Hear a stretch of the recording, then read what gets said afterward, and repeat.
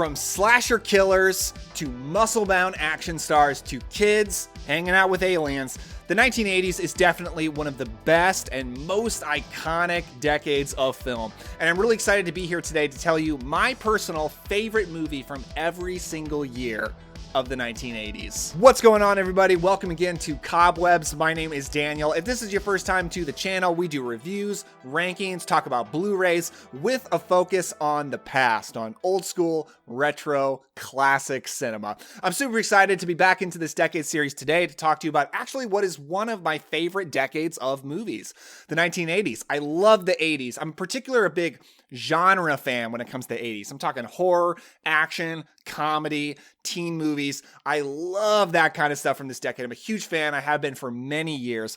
And yeah, we're going to talk about my very favorites, but a couple of orders of business real quick before we jump into it. One, I actually think this video is a great opportunity to talk to you about my thoughts about the future of this channel, future directions, and where I want to go. However, I'm going to save that until after we talk about the movies, out of respect for everybody who's just here to hear me talk about movies. So after we're done with the list, stick around to the end if you're interested, and let's talk about the future of Cobwebs. Second thing is this installment is actually going to be a little different than the past videos in my decade series. Those videos are really extensively edited videos. They take a lot of time, and I don't regret it because this series has been really popular. I am so pleased with how many people are interested in these videos. Thank you so much for tuning in every single time. It's really meant the world to me. I'm so happy with the growth of this channel, but I did want to take it a little bit easier for this video. So instead of doing a lot of editing, I'm going to show off my Blu-ray collection. I think you're going to enjoy checking out my collection in this video. With all of that said, let's talk about 80s movies. So for the first year, 1980, I do want to shout out Lucio Fulci, an Italian horror director. My favorite movie from him came out this year, which is City of the Living Dead, an amazing zombie flick. And I was also really close to picking the movie of my t-shirt, which is The Empire Strikes Back, one of my favorite sequels of all time. I love Star Wars, and that original trilogy is so special. But I'm actually gonna go with one of my absolute favorite John Carpenter movies. He's my favorite director, and he's kind of ruled this decade for me, and that is The Fog. I am a huge fan of The Fog, and this is actually the movie that made me fall in love with John Carpenter. The first movies I saw from him were Halloween and The Thing, and I didn't really like them the first time I saw it. I was a dumb teenager. I didn't know anything. I love them now, but The Fog was the movie that turned me around. It is a classic ghost story at a seaside town. It has this amazing small seaside town atmosphere to it. It opens with this amazing sequence of an old man telling a ghost story around the campfire, and it so perfectly gets me in the mood. It has an amazing score from John Carpenter. It looks gorgeous. I love the cast of this movie, from Jamie Lee Curtis to Tom Atkins to Hal Holbrook and Janet Leigh, Jamie Lee Curtis's real life mother, and she was also the star of Psycho, one of the stars. This movie has a perfect vibe. If I want to watch a ghost story, it's one of the best examples because you actually get to see really creepy looking pirate ghosts. Sometimes I get disappointed in ghost movies when you don't get to see anything. You do in this movie, and the ghosts look awesome. It is a perfect spooky time vibe. I love The Fog so much. One of my favorite movies. 1981 was one of the best years of all time for slasher movies. Okay, you had Friday the 13th Part 2, one of my favorites of that series. You had My Bloody Valentine, I think is one of the most underrated slasher films of all time. And Tobe Hooper's The Funhouse, which might be my favorite movie for him. It's an incredible slasher film with a pretty amazing killer wearing a Frankenstein mask and looks even scarier when you take the mask off. It's so cool. And Sam Raimi's The Evil Dead, man. I mean, The Evil Dead, that's my favorite movie in that series, actually. But ultimately, it was no contest. All of those horror films got knocked out in favor of Steven Spielberg's Raiders of the Lost Ark. Now, this is my Indiana Jones Blu-ray collection. This is one of my oldest Blu-rays. I've had this for a long time. And Raiders of the Lost Ark is one of my favorite movies ever made. I grew up on it, watched it a million times as a kid. I love every Indiana Jones movie, but Raiders of the Lost Ark is easily my favorite. It is a perfect movie. Harrison Ford as Indiana Jones truly is one of the best pairings of character and actor of all time. Like, it's hard to beat Harrison Ford as Indiana Jones. He's a perfect kind of everyman hero. He's a professor, but he's also an adventurer. He gets beat up constantly through this movie. He's a hero who can lose, and you always feel like he's in danger. Karen Allen is an incredible pairing for him. She's awesome. I just wanted to go ahead and show you the actual Raiders of the Lost Ark artwork within this set. Very, very cool. Some of my favorite action scenes of all time. The stunt work is amazing. The car chase with the Nazis is one of my favorite things ever, where Indiana Jones is kind of traveling around the cars, and at one point he's under the car, and at one point he's being dragged behind a car. The stunt work is out of this world. This is a perfect way to update the kind of serials that we got in the 1930s and 40s, the kind of like kids adventure material that they made back then, and update it for 1980s effects with geniuses, true filmmaking geniuses, George Lucas and Steven Spielberg. Because those old serials are fun, but they were made for kids. Not a lot of resources were put behind them. Nobody really cared about them up at the top. But here, the very best of the best in Hollywood is going towards entertainment like that, and that is a special thing to see. 1982 might be one of my favorite years for movies in general. So many massive classics came out this year. When you look at science fiction, you've got stuff like Blade Runner, E.T., again, from Steven Spielberg. The Thing. John Carpenter's The Thing is probably my number 2 when it comes to this year. For action films, you had First Blood, you had Conan the Barbarian. George Romero and Stephen King's Creepshow came out this year. Absolutely one of my favorite anthologies, horror anthologies. But 1982 was another easy one because this is one of my absolute favorite films ever made. It'd probably be my top 20 of all time. And that is Star Trek II, The Wrath of Khan. Okay, so I grew up on Star Trek. I grew up on the original series in particular because my dad's a big fan. I really love the original series. It's such a good vibe, and I've seen some other stuff like The Next Generation and such, but I'm not the biggest TV show guy. So for Star Trek, I love the movie series, and this is by far my favorite Star Trek anything that has ever come out is Star Trek II, The Wrath of Khan. Okay, it is such a perfect action adventure film. One thing that's interesting about it is Captain Kirk and Khan, the villain, are never on screen at the same time. So it's very much like a submarine battle kind of movie where they're on opposing ships. They have to strategize. They have to work with their teams to beat the opponent. And all of that is incredibly riveting and exciting. The original series cast isn't too old at this point, so they're still doing great. They don't feel too old to make this kind of movie at all. Even though this movie has a great character arc for William Shatner as he's starting to feel too old and feel like he can't be doing this captain stuff anymore that he really wants to. For some reason, William Shatner in this movie, it's one of my favorite performances of all time. I know he's a hammy actor, a bit of a goofy actor, but I don't think in this movie, he finds the perfect balance between grounded, real, good performance and still having those big moments like yelling Khan, that kind of moment. It's a perfect balance. And the last scene in the movie between Kirk and Spock, I think you know what I'm talking about. It's so emotional. One of the most emotional things in any movie, and it leads to an incredible funeral scene that is one of my favorite ways to end any movie. So Star Trek II, The Wrath of Khan is just one of my favorite movies of all time. And this is a pretty great Blu-ray. It's not the 4K. There's 4K set out now, but this has the director's cut and the theatrical release, and it's got a ton of special features. So I really love this Blu-ray. This is just one of the best movies out there, I think. 1983 was a little bit of a weird year, especially because it's sandwiched between 82 and 84, which are both like banner years for the decade. 1983 is a little bit weaker, but there's some great stuff. A couple of horror films I love I want to shout out. The Stephen King adaptation, Christine, directed by John Carpenter. One of my favorite Stephen King movies in general. This is the year they had the audacity to sequelize Alfred Hitchcock's Psycho with Psycho 2.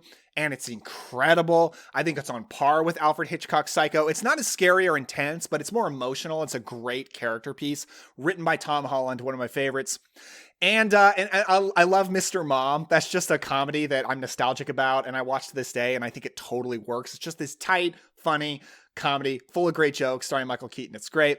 But this is another year that is easy. My favorite movie of 1983 is Valley Girl. Okay, so this is my favorite teen movie of the 1980s, especially if you don't count like horror stuff. Like high school movie, Valley Girl is my top favorite. Not a John Hughes movie. It's Valley Girl. This movie is starring Deborah Foreman, who I'm a huge fan of. She's a great cult actress. I mean, just look up her filmography sometime. But also Nicolas Cage. Not Nicolas Cage's first movie, but I feel like it's the one that put him on the map. Nicolas Cage is one of my favorite actors, and he's very grounded in this movie, and he's so good as this punk, because this is kind of a Romeo and Juliet type story where Deborah Foreman is a very preppy Valley Girl, and Nicolas Cage is a punk guy, but they meet, they have this instant connection, they really fall for each other. But her friends in particular are not on board with this relationship because he's outside of their social circle. He's not like them. And they have to figure out, can they make this work? This movie has a perfect vibe because the soundtrack is so good. It looks great from a visual perspective. It's just one of my favorite high school movies of all time. And this is the Shout Factory Blu-ray. I actually saw this movie for the first time on the Blu-ray. I wanted to see it for a long time, but it wasn't available on streaming for many years. It's available on streaming now. But when Shout Factory put out the Blu-ray, I blind bought it. Absolutely loved it. That's the original poster art, which is kind of iconic at this point, but that's not Deborah Foreman right there. There's some behind the scenes reasons of why Deborah Foreman wasn't on the poster. But I really love Shout Factory's original art. So that's what I keep this Blu-ray on. I also always tell people that I recommend this disc because it's got a special feature on there that's a conversation between the director Martha Coolidge and Nicolas Cage. It looks like it was from the 90s. That's how Nicolas Cage looked. And it's a great conversation between them. Two very intelligent people who have a lot of respect for each other talking about a great movie. All right, we're going kind of long. I might have to speed this up. 1984, one of the absolute banner years of this decade. A couple of non-franchise movies came out that I love are Starman, again, John Carpenter, and Night of the Comet. Night of the Comet is one of my favorite movies. If you haven't seen it, I definitely recommend it. It's a great teen movie, but also apocalypse movie, a little bit of a horror movie. But so many franchises kicked off for the first time this year. I mean, listen to this. Karate Kid, Ghostbusters, Terminator. All those original movies came out this year, and they're all great. In particular, Terminator for me. I'm a huge fan of the original Terminator. It's my favorite Terminator movie. That's my favorite James Cameron movie. I don't know if that's a hot take or not. But another huge franchise kicked off this year, and it's one of my favorite movies of all time, and that is Wes Craven's A Nightmare on Elm Street. I'm kind of sad this is what I have to show you. Horror collectors out there, you know, this is the way to own the Nightmare on Elm Street franchise, is this pretty lackluster little box set. I'm hoping for something new soon, but this is what I got so far. But anyway, A Nightmare on Elm Street is that iconic movie that kicked off Freddy Krueger killing teenagers in their dreams. This is one of my favorite slasher movies ever made because the teen characters are actually really good, really likable, very well played by the actors. Johnny Depp got his start in this movie, actually, which is interesting. And they nailed Freddy Krueger right off the bat. Like, he didn't have to kind of build up like Jason Voorhees did. I mean, Freddy Krueger was amazing right in this movie, portrayed by Robert Englund. The look is so perfect. The burned face and the Christmas sweater and the hat and the glove. It's amazing how much they nailed this in the very first movie. This movie is scary. One of my favorite horror scenes of all time is when Amanda Weiss is getting pulled up the wall onto the ceiling by an invisible Freddy Krueger and getting killed. I actually saw this movie in a theater a few years ago. Could not believe how amazing that scene was on the big screen. So, and plus the score. The score is pretty much as good as John Carpenter's Halloween score. So, amazing movie. I absolutely love it. Let's go on to 1980. All right, for horror movies, you got Dario Argento's Phenomena, one of my favorites, and the kind of trilogy of unrelated zombie movies of 1985. 3 massive zombie movies came out this year, which is Return of the Living Dead, Reanimator, and George Romero's Day of the Dead. All fantastic. And what might be my wife's favorite movie of all time, Back to the Future, came out this year, which I love Back to the Future. I've seen it countless times. I've seen it theatrically twice. Absolutely love it. But maybe my favorite movie came out this year. Okay, I always say one of my two. I always say my favorite movie is either Jaws or Fright Night, which might surprise you, but Fright Night, this movie means the absolute world to me. I wish I could say I grew up with it, but I didn't. I discovered it scrolling through Netflix one day, like maybe 10-ish years ago. Back in the day, Netflix used to have cool stuff. Those days are pretty much long gone. Yeah, I just stumbled across it, had never heard of it, and it completely blew me away. Something I love about it is it mashes 3 kinds of movies that I love all together. It's an homage to classic horror, particularly Hammer horror. It's a very overt homage to Hammer and Vincent Price. They're even watching Scars of Dracula on the TV at one point with Christopher Lee. It's also a great 1980s monster movie because you got amazing practical effects. Some of my favorite special effects ever put in a movie. It's like John Carpenter's The Thing and this. Those are like my favorite special effects movies ever. The puppetry, the prosthetics, all practical, in camera, looks incredible. But it's also a 1980s teen movie. And if I'm counting horror movies, this is my favorite 80s teen movie, my favorite teen movie ever made. It's just so many things that I love all in one. This is the beautiful 4K Steelbook that came out last year. I was so excited because this got released on Twilight Time Blu-ray, but it sold out before I discovered the movie. And I had an old Australian Region B release, and and it looked okay. It had no special features. This is absolutely jam-packed with special features. It's 4K. It looks incredible. One of my favorite things on my shelf is 4K Steelbook of Tom Holland's Fright Night. 1985. 1986 is another year where all my honorable mentions are horror movies, but my top pick is not. That seems like it's happening a lot for this decade. So for 86, David Cronenberg's The Fly. How can you not shout it out? It's one of the coolest horror movies ever made. So gross and so sad. Night of the Creeps is just a fun horror movie. I really love that one. And what is probably my favorite H.P. Lovecraft adaptation, Stuart Gordon's From Beyond, starring Barbara Crampton and Jeffrey Combs, is so good. It's an amazing horror movie. But this is kind of a wild card. I don't think a lot of people are going to expect this. My favorite movie from 1986 is Jonathan Demme's Something Wild. This is the Criterion Blu-ray, and this movie starring Jeff Daniels as a very square office worker who by happenstance runs into Melanie Griffith, who is an extremely free-spirited, wild, do whatever I want kind of woman. And she kind of wraps him up into her zany antics, and they end up going on a big road trip together. And it's this really fun, kind of beautiful, romantic comedy road trip movie that I love, and it's so much fun. But then about halfway through the movie, Ray Liotta shows up. Scary as hell, Ray Liotta. Rest in peace, Ray Liotta.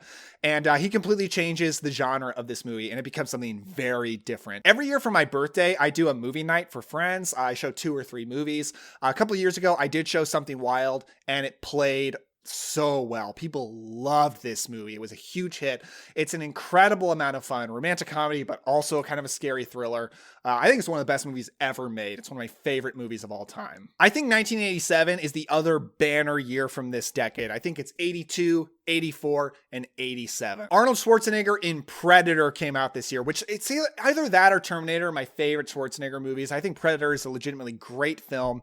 Hellraiser came out this year, one of my favorite horror movies. John Carpenter's Prince of Darkness. I love Prince of Darkness. And The Princess Bride. I grew up on that movie. It's an amazing homage to 1930s swashbucklers, great sword fighting, amazing characters and dialogue. The Princess Bride is just one of the most perfect movies ever made. But another perfect movie is my favorite movie from 87, and that is Paul Verhoeven's RoboCop. RoboCop is incredible. This is another movie I discovered as an adult, didn't grow up with it, which is probably good because it's brutally violent. And it just blew me away because it is a brutally violent action film that is so satisfying on every level if you're an action fan, but it also has really interesting social commentary and weird kind of bizarre satire-like humor that's pretty amazing. It's another movie that's jam-packed with incredible practical effects, including one stop motion effect that some people call dated. I love because I love stop motion. This is just, it's brilliant. It's a legitimately great script, but it has great effects, amazing action, absolute punch you in the gut violence. I think RoboCop is just one of the best movies out there. I'm a huge, huge fan. 1988 is another fun one. A lot of great movies. If we're talking action movies, we got Bloodsport with Jean-Claude Van Damme, one of my absolute favorite movies from him, a great martial arts tournament movie. And Action Jackson. Action Jackson is so underrated. If you haven't seen that, it's a great, cheesy, kind of a little bit tongue-in-cheek action film that I love with all my heart.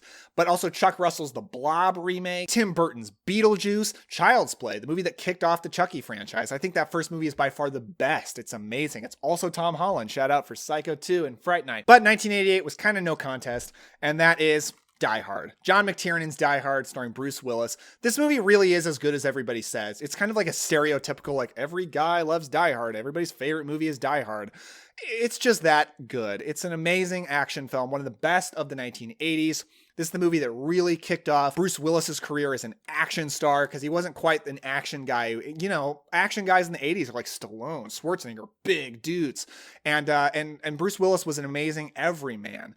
It's got great action scenes. It's very tense. It's got a great script. I don't think enough people give this movie credit for the incredible script it has, the dialogue, the pacing, how every scene is exciting. Every scene's got something really worthwhile to offer. And It's one of the best Christmas movies. Yes, I'm taking that stance. Die Hard is a Christmas movie. Okay, all that aside, I know that's controversial. It's a great movie. All right, let's close things out with 1983, another amazing year. I do want to quickly shout out John Woo's The Killer. It's a pretty amazing Hong Kong action movie. And When Harry Met Sally, iconic romantic comedy. I really love it. But 1989 is almost a three-way tie, to be honest with you. Three movies I love so much, absolute favorites. One is the Stephen King adaptation, directed by Mary Lambert, Pet Sematary. For some reason, Pet Sematary is one of my favorite movies of all time.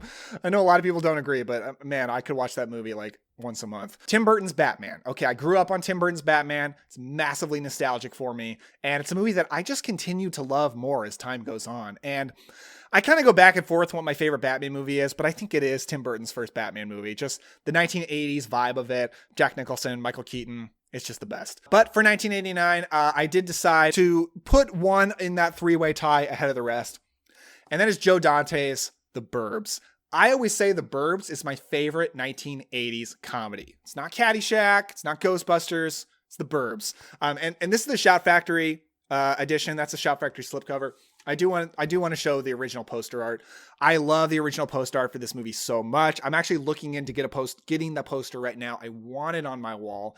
This is actually another movie I stumbled on Netflix, like again, maybe 10-ish years ago, back when Netflix had cool stuff. It is about Tom Hanks, and he is a suburbanite who is on vacation, and he's bored. He doesn't know what to do with himself, and he gets wrapped up with some other nosy neighbors into being very suspicious of some weird neighbors they have that live in a weird house, and they kind of like invent a horror movie in their heads that like, it's almost like Fright Night, where like the kid thinks his next door neighbor's a vampire, and of course he's right in Fright Night. They start thinking like there's some really spooky stuff going on in this house, and they investigate. Things get way out of hand. It's incredibly funny. Joe Dante directs it with so much style.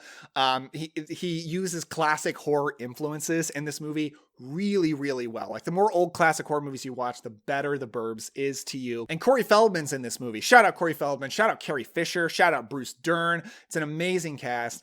This is my favorite 80s comedy and my favorite movie of 1989. So that's it, folks. Before we get into the last thing I had planned for this video, I just want to say, let me know down in the comments below, what is your favorite movie from every single year of the 1980s? I really want to know, because this is just a fun decade, man. It is light. It is breezy. It is fun. Let me know down in the comments below, and give a like and subscribe if you enjoyed this. But now I want to talk to you about the future of this channel. This is something that has been heavily on my mind. So you regular viewers know that this channel has never been an exclusively classic film channel, but it's definitely been classic film focused. And the reason for that is I got into this YouTube thing because I started watching more YouTube, and I discovered there's just not a lot of people talking about old classic movies on YouTube. And I thought that was a void, and it was a void I wanted to fill. I wanted to bring some fun YouTube content to talk about classic movies, like pre-1970s kind of stuff, because there just wasn't a lot of people doing it online. I tell you that was the reason, because the reason is not that I only watch classic movies. And I think that's obvious if you've watched this video. And it's obvious if you watch my regular videos. Classic films is one aspect of my movie fandom, and I love them. I watch them a lot. I watched a 1930s movie last night. It was amazing. I'm really excited to talk about it in my end of month wrap up video. But I watch movies of all eras, but I'm a retro, I'm an old school focused guy, but I watch stuff 80s, 90s all the time. I love it. And, I'm saying all this to tell you, I don't want this channel to be about filling a void anymore. I don't want it to be about filling a function. I want this channel to be a reflection of me, because I have come to love this platform. I have come to love doing YouTube videos. I really love it. I've come to love watching YouTube. There's a lot of YouTubers I've discovered and really love. I just noticed that my water is in frame. That's unprofessional. And the meaning of the name Cobwebs has changed over time. It started because my first podcast on the internet was a gothic horror focused podcast. So I thought, castles, cobwebs, spooky coffins. I'm going to call it Cobwebs. Then it became about dusting off old movies. We're dusting off classic cinema. We're dusting off old movies. At this point, I've been using the Cobwebs name for 4 years. And it's just me now. Like, I just associate Cobwebs with me. It's my brand. It's who I am. I have no intention to get rid of the Cobwebs branding. I love it. And it's less important to me that the Cobwebs have this concrete name. But Cobwebs is just, it's me. And I want this channel to be a reflection of me. I want to talk about what I love. I will tell you that this channel is always going to be a retro old school focused channel. I have no intention to turn this into a new release review channel. There's enough of that. There's enough channels ranking Marvel movies. That is not my direction. My direction is just we're gonna keep talking about classic movies because I love them, but we're gonna talk about 80s stuff. We're gonna talk about horror movies. We're gonna talk about some 90s action. I want to open things up and just talk about what I love, what I'm interested in, and I hope you come on that journey with me because I am beyond happy with what's going on with this channel, with the growth, with the subscriber count, with the views. You guys are so nice. Like, I'm blown away by how kind you all are and how much you're supporting me. Thank you so much. I can't say it enough. And I hope you come on board with me. Like, if you just want to tune in when I talk about classic movies, that's fine, because I'll keep doing it. But if you want to hear me talk about 80s, action, horror, I'm going to be doing it. And I'm really, really excited. The future of this channel is bright. I love this channel. I love YouTube. I love you guys. I love interacting with you in comments because I've done a podcast for 4 years and there's pretty minimal interaction between listeners. That's just kind of how podcasts are. I wish there was more. There just kind of isn't. There's a lot more interaction with YouTube and I'm so thankful for it. So thank you all so much. With all that said, go have some fun. I'll see you later.